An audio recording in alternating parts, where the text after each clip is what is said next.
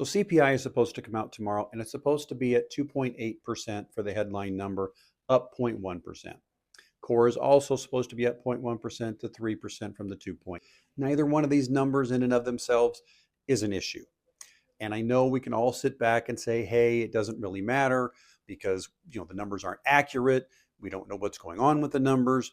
We have, how is shelter calculated? Is it correctly? Again, it doesn't really matter whether these numbers are calculated right or not. What we have to focus on is how the market responds to those numbers, because generally speaking, they're the same as last month and they're calculated the same as last month. So they're just as screwed up as they were last month. However, the stock market does take this into consideration because they're expecting some rate cuts between now and the end of the year. And here's the problem.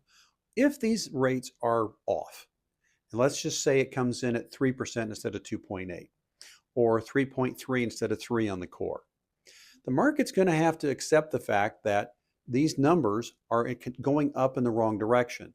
And that typically speaking, when inflation is going up, you raise rates, you don't lower them. And if the market is expecting rate cuts and inflation's going in the other direction, and basically it comes around and says, okay, well, we're not getting rate cuts, that's going to affect the stock market. But as I continue to tell you, the more important part of this is not focusing on the stock market, but the bond market.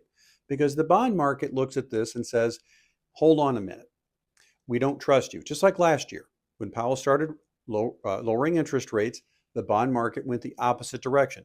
Basically, Powell lowered them by 1%. The bond market went up by 1% on the yield.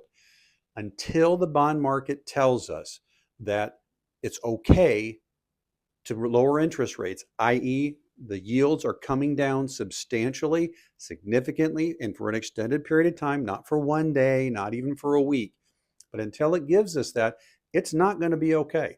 And it doesn't matter how we look at it. It doesn't matter what CPI says, what PPI says, what PCE, none of that matters. Until the bond market tells us it's okay, it's not okay.